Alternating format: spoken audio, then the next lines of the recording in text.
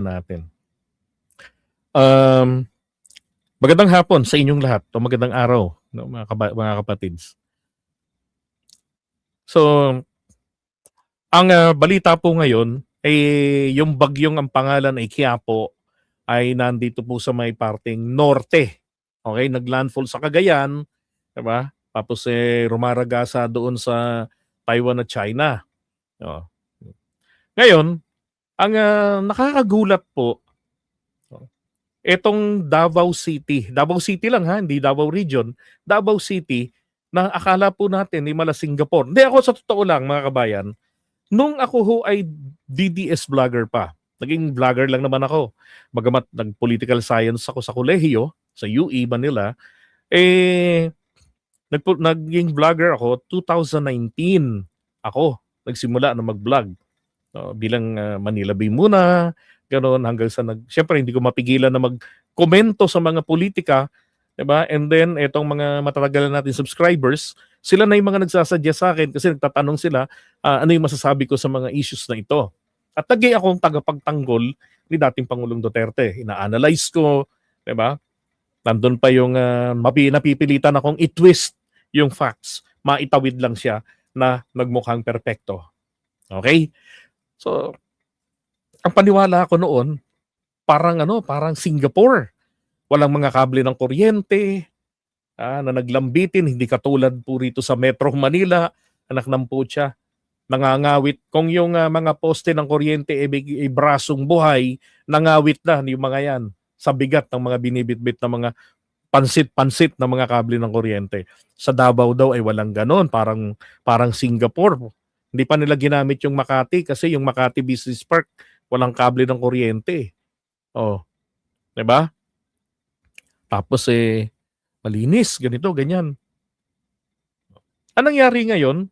Eto, yung mga kamag-anak ko doon, pakita sa akin yung mga sa mga post nila, napakita rin sa akin. May kable ng kuryente, naglambitin, 'di ba? Marumi yung lugar, lalo ngayon problema yung basura, wala pala silang sariling dump site, ang laki-laki ng lugar, walang dump site na maayos, 'di ba? Kakaiba ho yung baha ngayon. Katulad din ho ng mga baha sa ibang bansa, 'di ba? Ang nakakapraning lang kasi, ito ho yung lugar na meron pong 51 billion for just one district. Ilan po bang distrito meron ng Davao City? 4 ba?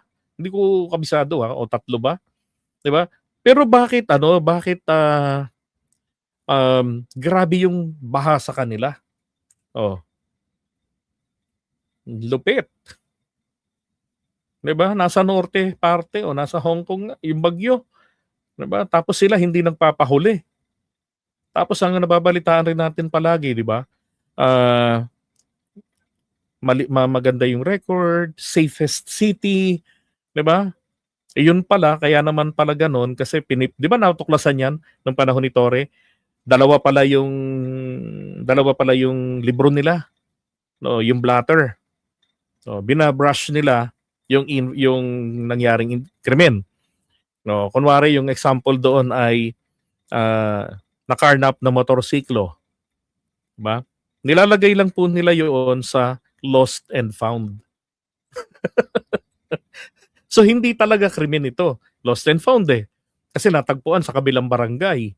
Oh, ganun ang ginagawa nila. So pag may dumating na mga nagra-ranking, kinukuha po kasi yung blatter, tinitignan yung records nila, ilan yung krimen, yung ganon. So makikita napakababa. Oh, ngayon po, katotohanan naglalabasan, 'di ba? Droga, 'di ba? Mga ibang masasamang elemento, street crimes. Wala nga, meron din sila kung anong meron sa Maynila, sa Pasay, Caloocan, 'di ba? Quezon City na madalang sa QC. Meron din po sa kanila kompleto. Pekeng mga dokumento, meron din sa kanila.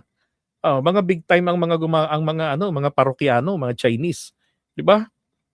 Yung ayan sabi rito hindi masaya mga taga Davao ang ganitong mga pangyayari, nakakalungkot dahil kinakampihan pa nila ang kanilang pinuno ng utak ay na masabaw. Oh, na dati naalala ko noon pag may mga sakunang nangyayari sa bansa, hashtag nasaan ang Pangulo. 'Di ba? Pinagtatanggol namin si Duterte noon. Pero ito dapat hashtag nasaan ang mayor. Andun, sa Spain, naglalakwat siya. Hmm. Eto, 'di ba? Naririnig niyo ba yung audio nun? Ano ko nga, lagay ko rito.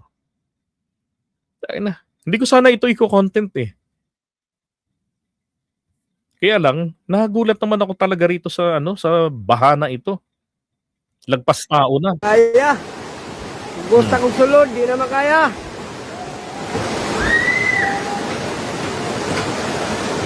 Oh, grabe. Oh, saka ko na ron. Grabe. Guardhouse, oh.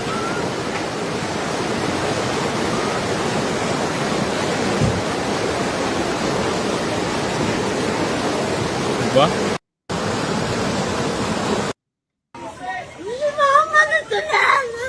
Grabe Ang baha dili pitinang kusuga.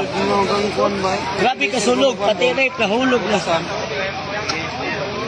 Ay bahan dito, kita katong bahan pero Doon naman, doon naman. Mayura na, mayura.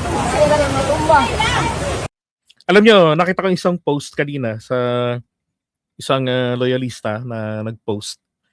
May nagtatanggol dyan. Sabi nila, kompleto sa rescue equipment ang LGU. Hindi corrupt ang mayor.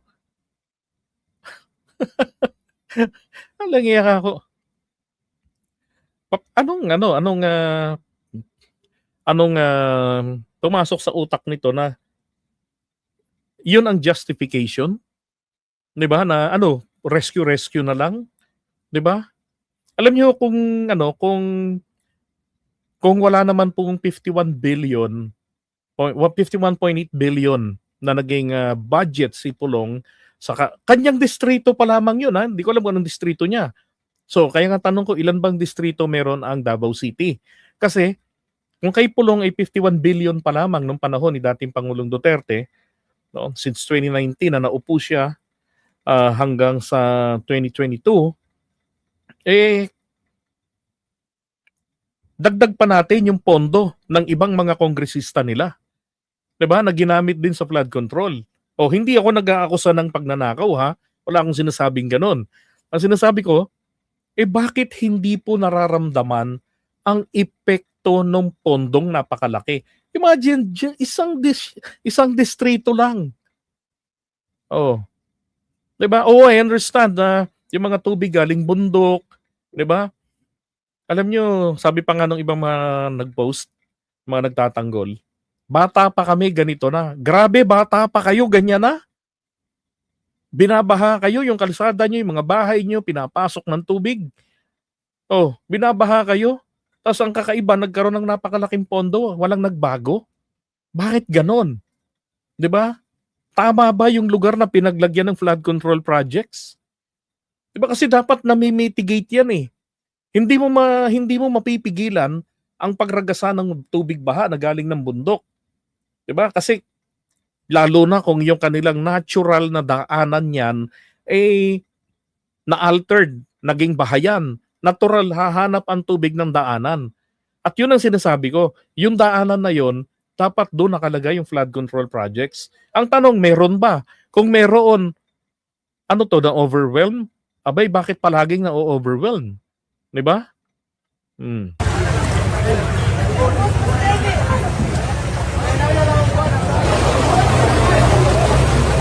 Ito mababa pa 'to.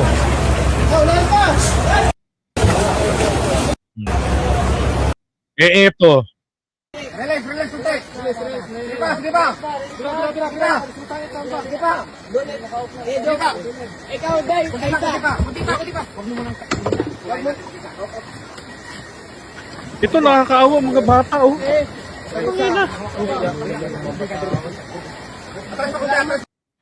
Alam nyo, nakakita ko ang ganito dati nung panahon po ng Ondoy. Yun, talagang biglaan yun. Ito halos araw-araw, linggo-linggo may baha. 'Di ba? Hindi po pwede na sabihin ni catch basin. Yung ano nila, natural catch basin kami. Yun ngang G. Araneta y Rodriguez. Maliit pa ako, talagang nakikita na baha diyan lagi. Oh,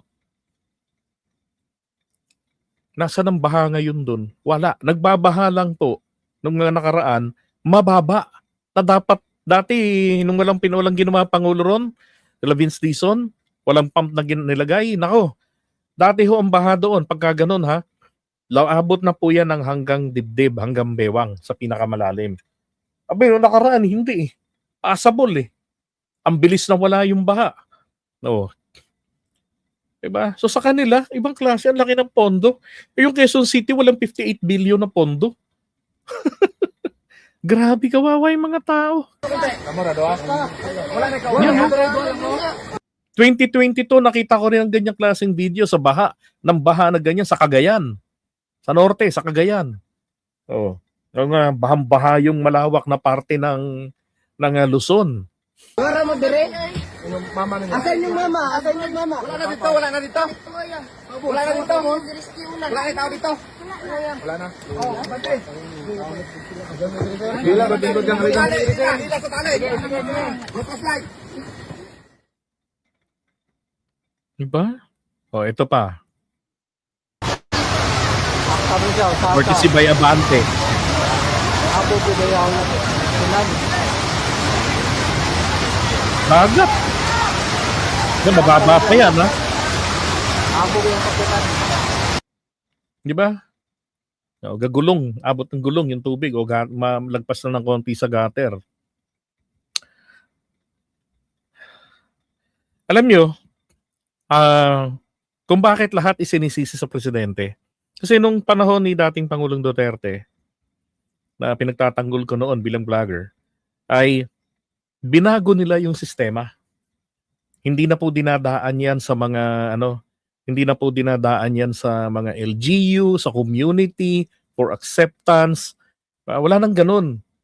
Hindi na nalalaman. Basta magbababa na lamang po ang DPWH ng proyekto, gagawin ng kontraktor doon, nang wala na. Sino-shortcut nila. So, sila lang yung nagdi-determine. Kung tragis na buhay na yan, oh.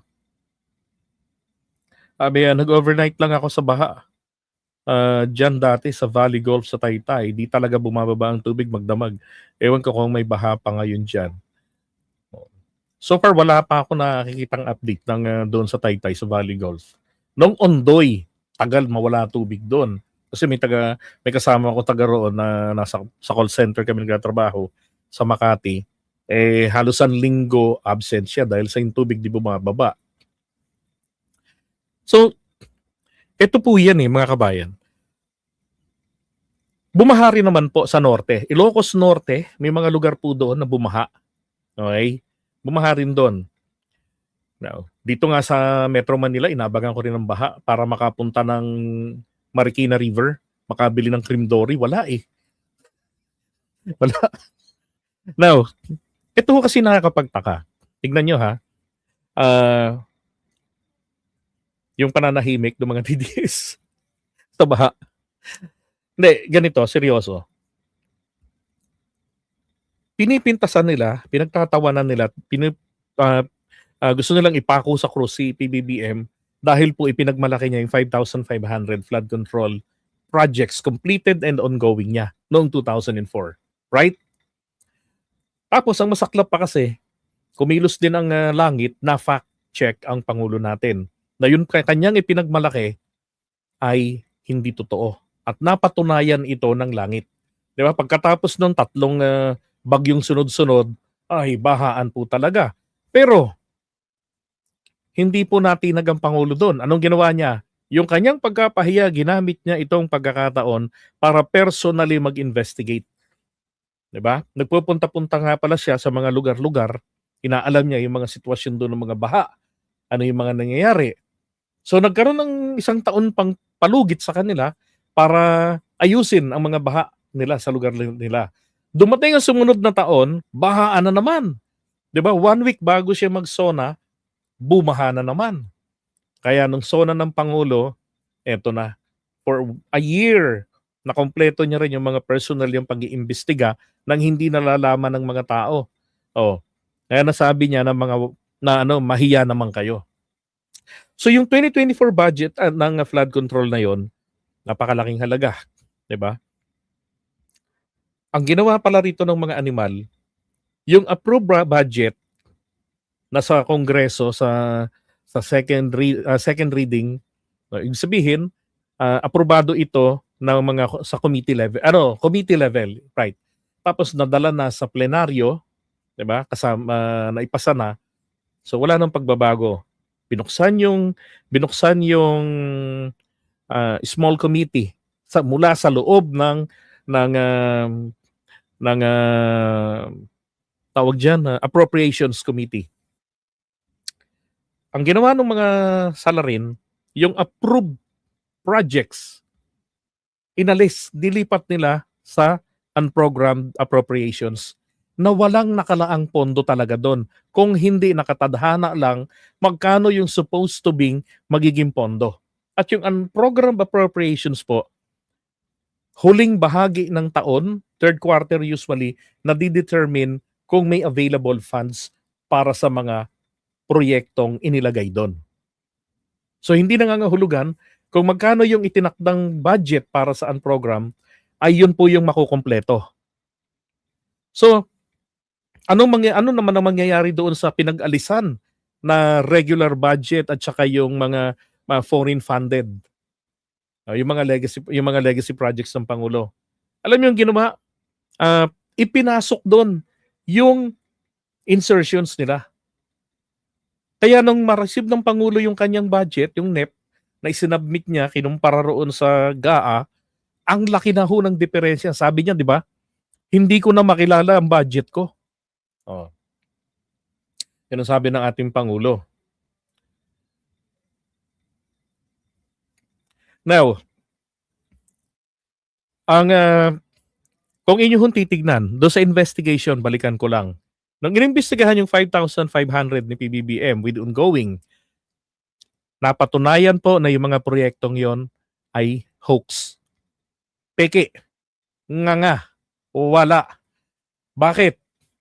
Pag sinabi po kasi natin na project, it has to be from nothing into something.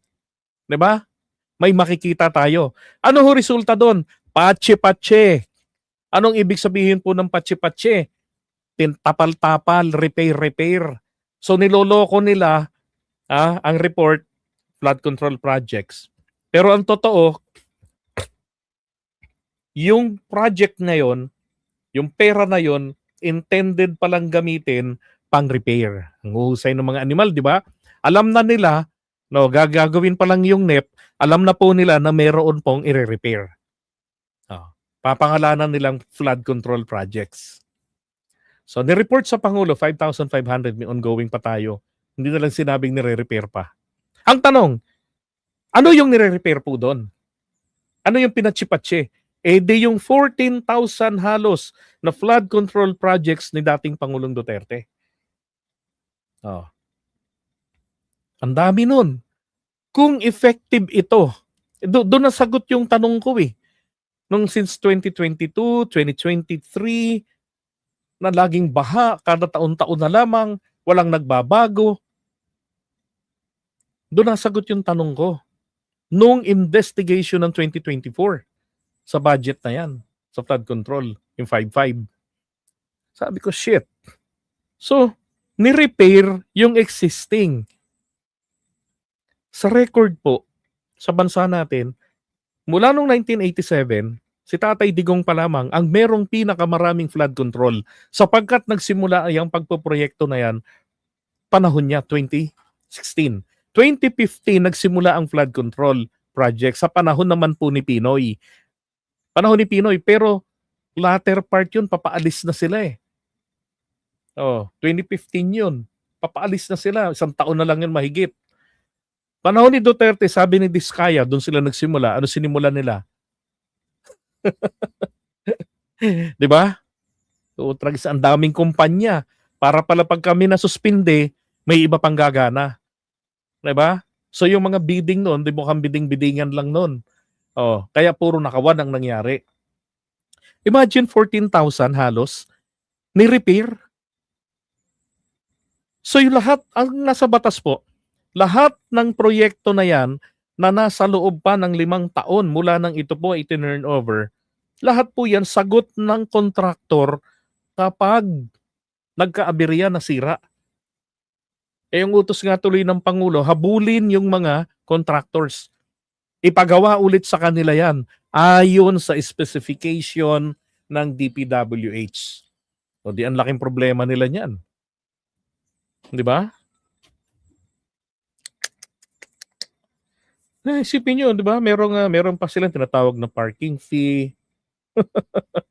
Sabi, baka mabayaran din ng parking. Gaya nung kaso na inilagak ni Sentry sa... iba palang parking yan sa ombudsman. Para itenga, no? Now, going back. So mga ka-DDS, I'm sure nagigets ninyo to. Kung nagtatanong lang sana kayo, 14,000 pinagmamalaki namin dati na project, flood control. Bakit walang epekto? Dapat ang ipapamana kay PBBM na flood na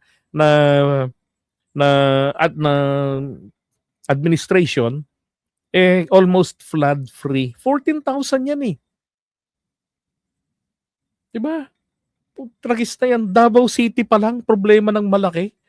May flood control. Pinakita naman ni Nakang Pulong, may flood control projects talaga.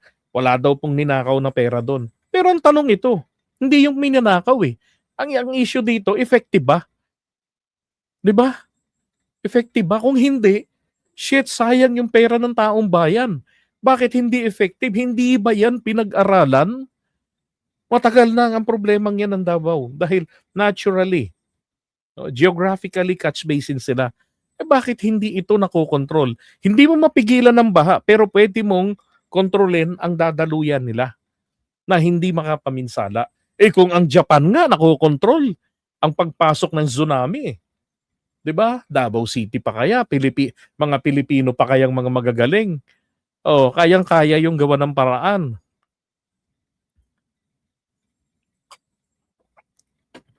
'Di ba? Anak ng putya. Kaya sana magising kayo, mga ka-DDS natin. Mag-isip din kayo na ang laki ng pondo. 40 anyos na halos ang pamilya Duterte na namumuno bilang parang mga hari at reyna dyan sa inyo. Pero bakit parang walang nagbabago sa mga baha? Diba? Ganun pa rin. Ayun ako. May ipinost po si General Torres sa bahay niya sa Davao. Taas ng tubig sa loob ng bahay niya. Grabe po pala. Ay, naku po. Pinakita nga akong bahay eh. Pinasok yung bahay nila mismo ha. Yung baha na nagsawa sa loob ng bahay nila. Lumalabas na sa pinto.